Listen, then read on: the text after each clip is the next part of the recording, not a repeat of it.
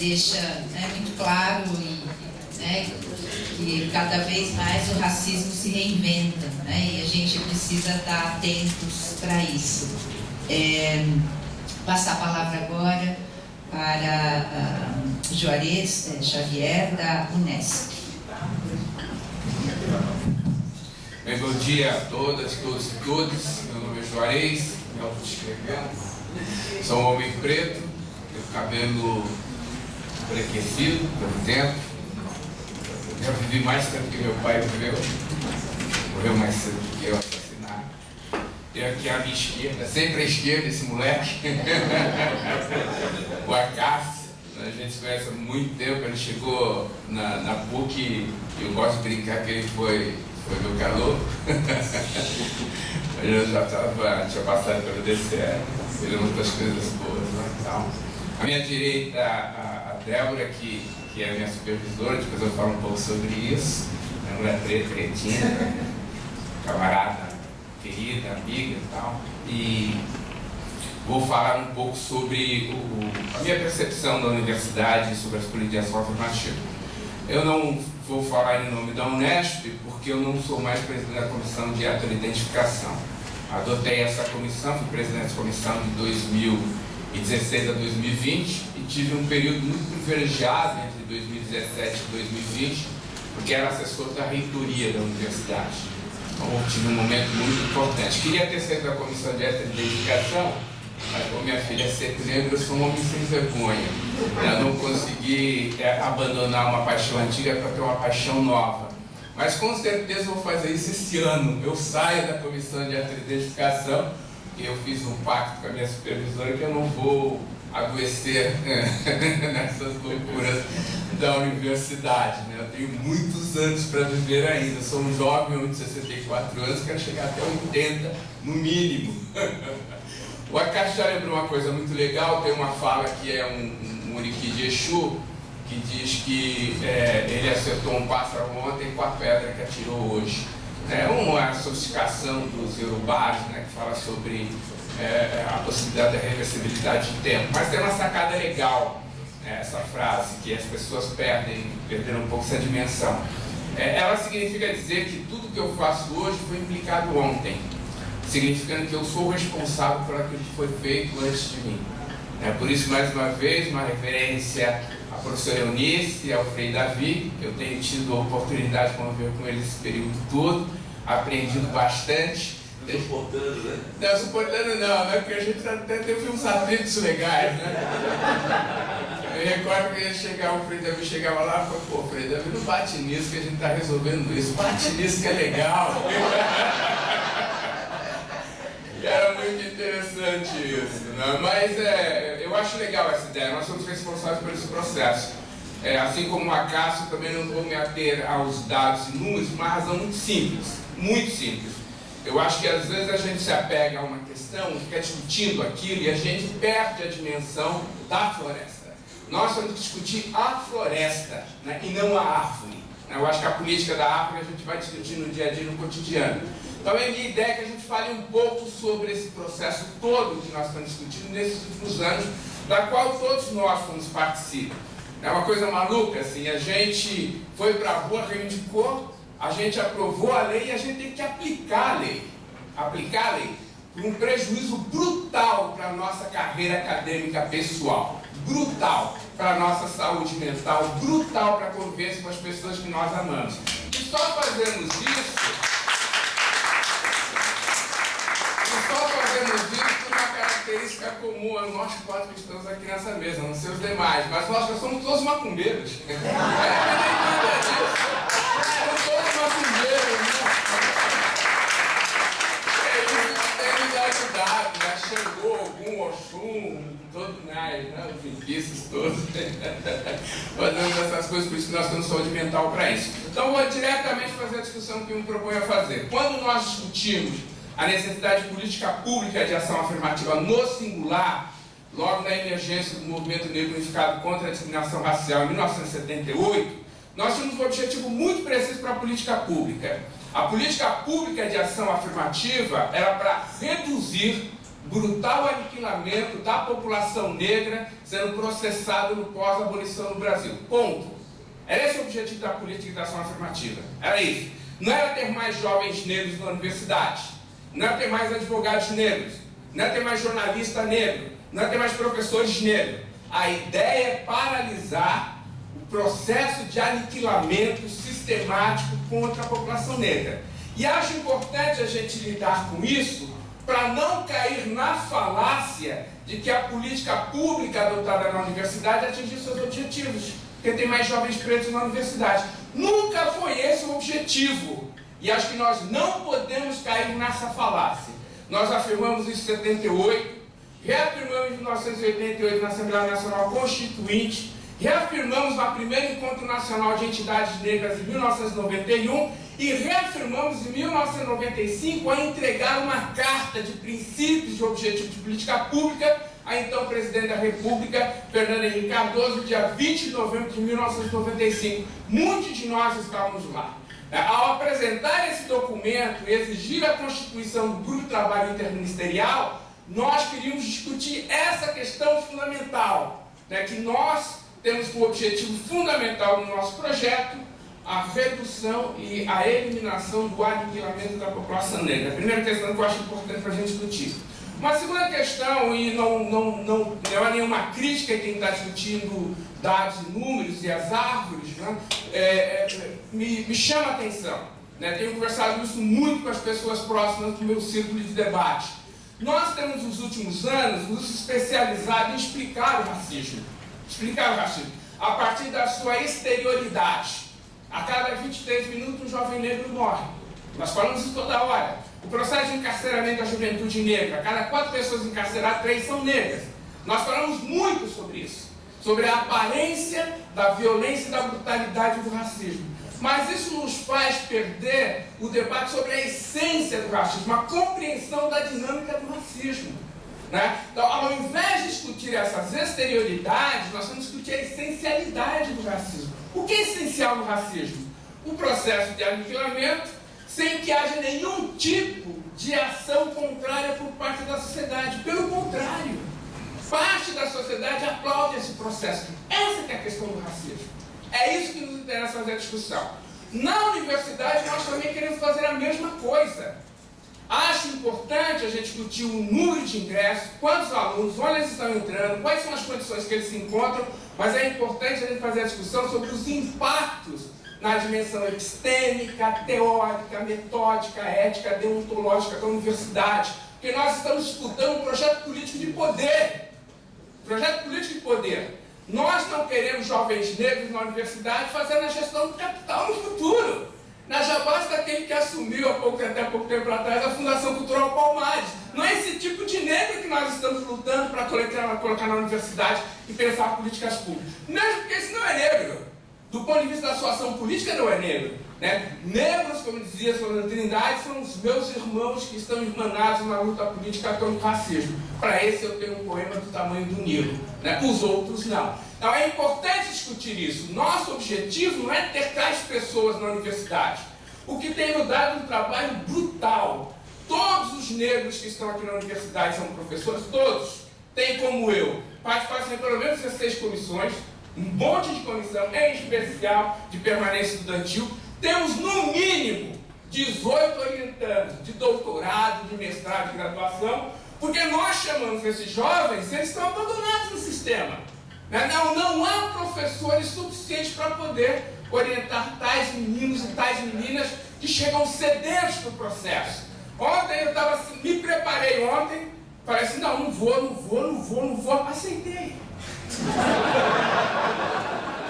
Como é que você fala com um jovem preto que está na sua sala e fala, cara, quem vai me orientar? Quem vai me orientar? Então é uma situação que eu acho bastante complicada e nós temos que fazer o debate e a discussão. Para além dos números, para além das situações e circunstâncias que nós vivemos, entender e compreender essa dinâmica a partir de uma perspectiva de compreensão do racismo e as suas implicações na universidade. Essa política de ação afirmativa é a mais importante política que tivemos após a abolição. Nós temos 2 políticas importantes no Brasil, do meu ponto de vista. A abolição da escravatura e a política de ação afirmativa nas universidades públicas, no serviço público para pretos e pardos indígenas. Nós não nos demos conta disso. Num período de 100 anos pós-abolição, nenhuma política efetiva foi adotada para que a população negra saísse da sua situação de miserabilidade. E olha que loucura, nós somos a primeira geração de negros no Brasil que adota a política de ação afirmativa. Estamos experimentando isso e estamos podendo avaliar. É a primeira geração que tem essa possibilidade no Brasil, diferente de todos os outros grupos, exceto os indígenas, que têm essa possibilidade. Por isso que nós não podemos nos ater em questiúnculas, em questões menores. Nós temos que avançar para o debate sistemático dessa questão, muito mais radical. Compreender a natureza da magnitude dessa política pública e não ficar discutindo aquelas questões menores, onde sempre nos colocam no debate político, onde sempre somos colocados no debate político. Então eu quero partir desse pressuposto. É a mais importante política pública adotada no pós-abolição para a população negra, e nós estamos vivendo como jovens homens negros, jovens velhos homens negros, né?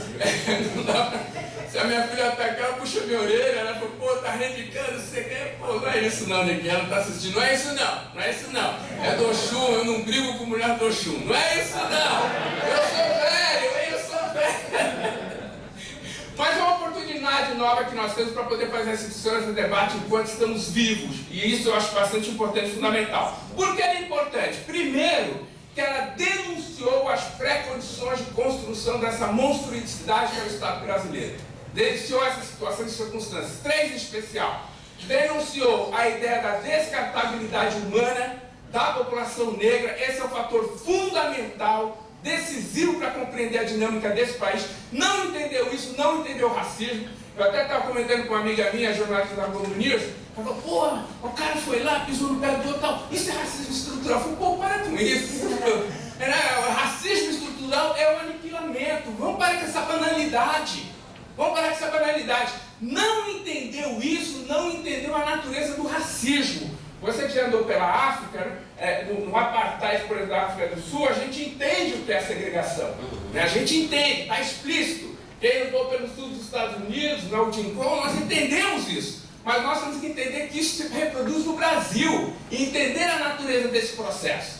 Então é importante, na nossa opinião, entender as pré-condições que instituíram o Estado brasileiro, que tem a ver com a questão da universidade. Descartabilidade humana, apartheid e subcidadania. É isso que marca a condição de vida e morte da população negra. É por isso que nós reivindicamos políticas públicas de ação afirmativa.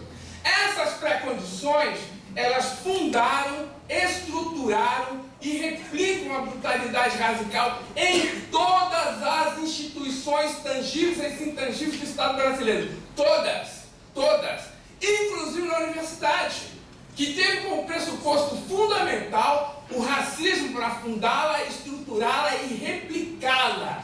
Né? Esses rudimentos estão presentes na universidade hoje. Esses rudimentos do racismo científico estão presentes na universidade hoje. Não se usa mais o que se falava no século XIX. Até não, nós somos 80. Né? Nós estamos na PUC também, somos filhos da PUC também. Né? E tinha lá o Grupo Negro da PUC, né? Dirigido pelo Abdias.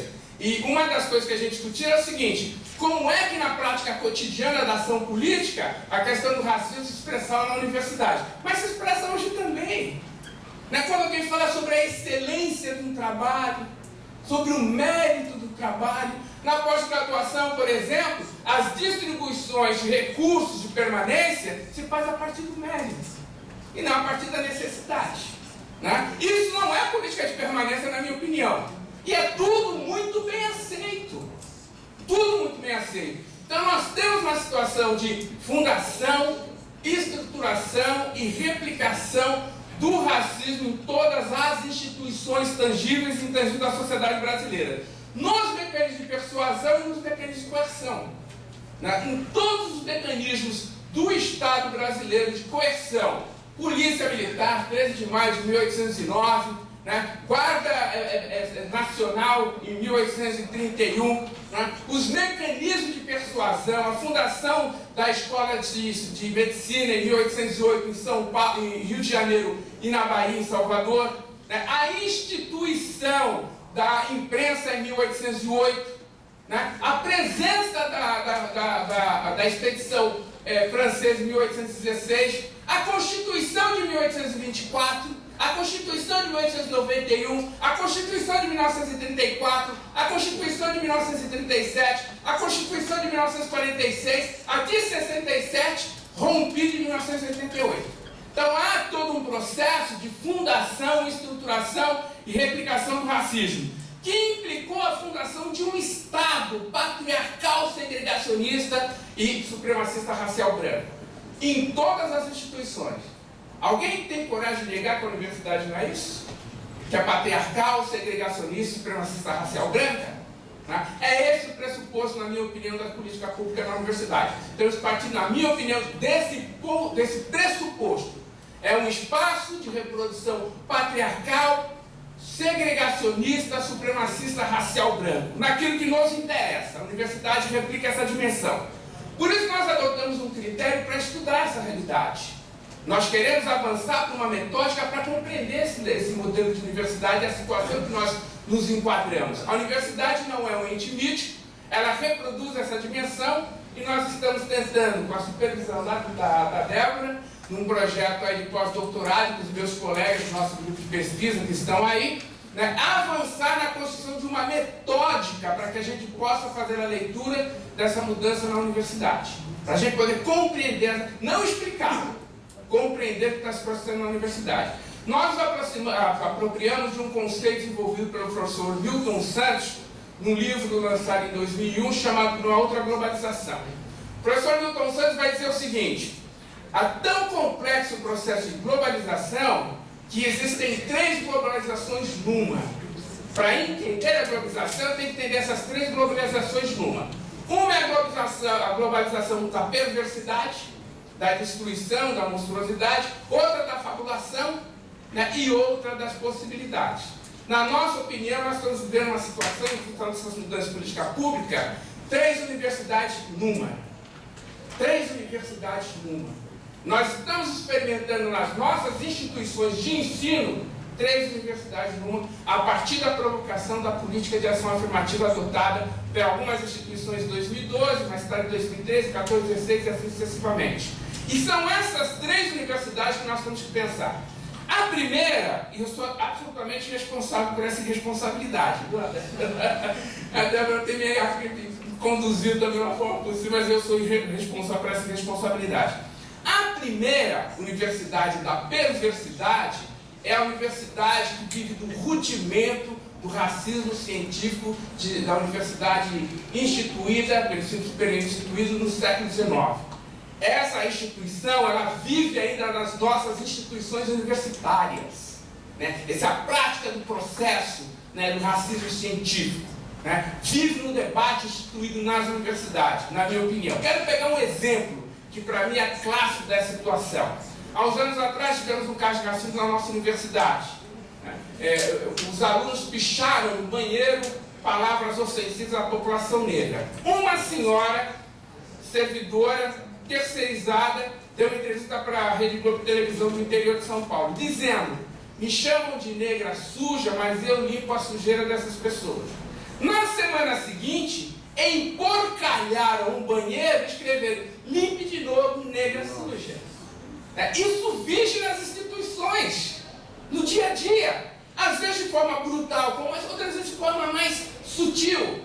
Né? Vamos terceirizar o trabalho de faxina, que não é importante mesmo para a universidade.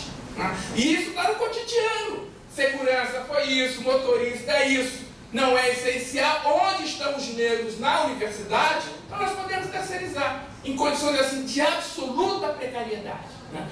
Uma segunda questão que parece importante: o impacto que isso tem tido no ensino, pesquisa, extensão e gestão. Os estudantes pretos, pardos, amarelos, pobres, meninas que entram na universidade, graças à política pública, arrombada pela política pública que nós tivemos, né, é importante salientar isso. Quero antes de prosseguir, falar uma coisa que me chamou a atenção. Nós pegamos os dados, né, porque eu estava obcecado pelos dados, pegamos os dados para ver quem eram os nossos alunos. Né, e fiz um mapeamento geodimensional de onde eles estavam vindo. Os alunos não vêm da periferia. Os alunos vêm de ETECs, por exemplo. Um grande número vem de ETECs. Um grande número. Ou seja, o aluno pobre, que mora na periferia, que enfrenta o genocídio, o pé de pato, o matador, não está entrando na universidade. Essa deve ser uma preocupação nossa. Uma preocupação nossa. Então nós corremos o risco de legitimar o processo de segregação. Tem que ser uma preocupação nossa isso. Voltando, esses alunos estão questionando duramente o ensino, esse ensino que o Paulo Freire chamava de bancário, estão questionando duramente a extensão, que não é feito na periferia, é feito dentro da sala de aula, extensão feita dentro da sala de aula. Estão questionando duramente a pesquisa, a ausência de professores que orientem pesquisa dentro da perspectiva apontada por esses alunos, e estão questionando duramente a gestão. Não é apenas a questão da representatividade, isso é mais coisa de minoria. É questão de presença efetiva de professores e professoras negras na sala de aula e na alta gestão da universidade. Não é por status, é para poder compreender a dimensão de situação de vulnerabilidade que esse aluno chega na universidade. Um professor branco de classe média que mora no centro da cidade não entende o que é ser um jovem morador da periferia de São Paulo. Não é apenas um problema de identidade. Que é o desafio que esses alunos estão fazendo e trazendo para nós. E isso tem provocado uma coisa importante, um brutal processo que afeta a saúde mental dos nossos estudantes. Nós não falamos, mas houve uma situação de circunstância de aumento de suicídio de jovens negros na universidade. Porque a universidade chamou-os, mas ela não se modificou. Ela continua a mesma universidade do século XIX. Esses alunos estão sofrendo com a saúde mental e não conseguem absorver a possibilidade de ser primeiro, talvez, da sua família, estar numa universidade pública, gratuita, de qualidade, etc, etc. Essa é a universidade perversa que nós enfrentamos no dia a dia. A discussão é que há um aumento da demanda, que ela é elástica, mas o orçamento é inelástico. O orçamento é inelástico. Esse é um debate político que nós estamos fazendo nos nossos colégios superiores. Há também a universidade da fabulação. Essa é que a gente mais encontra na universidade. E a gente tem que diluir essa bruma da fabulação. Todos nós parece que nós temos êxito na política. Eu não vi até agora ninguém porque a política não foi exitosa. Temos êxito na política. Aumentou a presença, aumentou mesmo. A presença de jovens pretos, pardos, mulheres, amarelos pobres, brancos pobres. Assim como aconteceu nos Estados Unidos, quem mais entrou, quem mais favorecido foi o jovem branco pobre. É como aconteceu nos Estados Unidos. Quando você pega esse tipo de política que nós adotamos, que faz com que o recorte social venha à frente do recorte étnico-racial, quem mais entrou foram os jovens brancos pobres. Pega em qualquer universidade. Quantos jovens brancos entraram na escola pública? Tem mais que jovens pretos. Acho que é legal a gente estar atento a essa perspectiva, por várias razões. Então a gente fala que isso é legal, que nós estamos acolhendo a diversidade e que isso provocou uma curva de conhecimento na universidade a partir da diversidade. Legal isso, mas isso não está no cotidiano da universidade, no dia a dia da universidade. Na nossa opinião, a gente precisa avançar para uma perspectiva diferente nessas políticas públicas, nós que somos responsáveis por essa política, que fomos à rua em 78, que fomos em 88, que fomos em 91, que fomos em 95, que não saímos na rua nesses anos todos. A primeira questão é rever radicalmente as dimensões da universidade pública, rever a questão do ensino, rever a questão da permanência, rever a questão da pesquisa, rever a questão da produção de conhecimento na universidade. Mais do que entender os problemas, é avançar na perspectiva da compreensão. E olha que coisa legal, até gosto disso, acho legal que o movimento estudantil fui presidente da PUC de 82 a 84. E fui diretor da União Estadual, ocupamos aí, e depois eu fui diretor da União Estadual dos Estudantes. Então, o movimento estudantil tem toda a legitimidade de estar aqui fazendo essa manifestação e tem todo o nosso apoio, né? E me chama a atenção...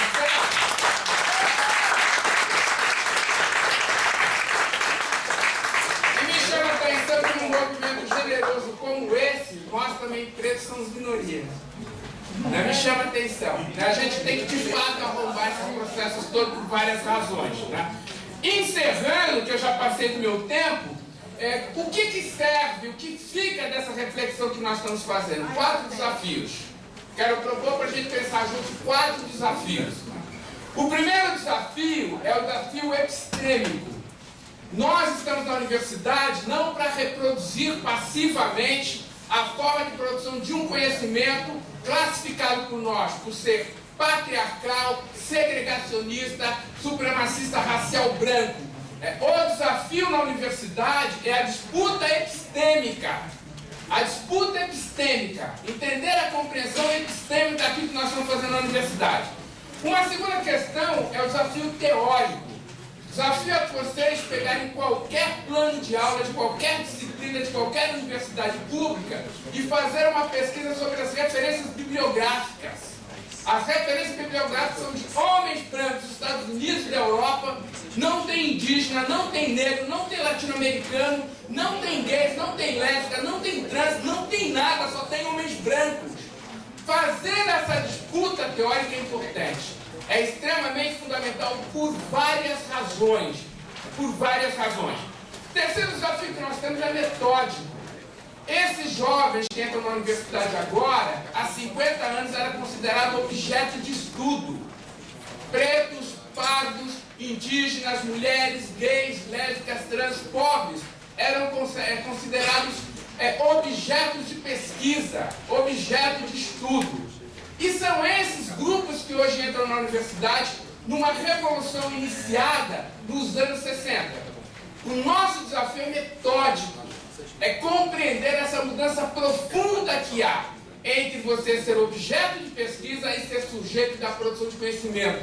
É nessa dimensão que nós temos que entrar. Está discutindo rapidamente, para encerrar, falando sobre a experiência de uma professora amiga minha da área de medicina, professora comprometida com a luta política, professora séria, responsável, uma professora que eu gosto, admiro muito, está no último estágio da carreira acadêmica, e nós nos encontramos semana passada, ela está super feliz, super feliz. Falei, o que aconteceu? Eu estava falando assim, é que agora, depois de anos, eu estou lendo Fanon.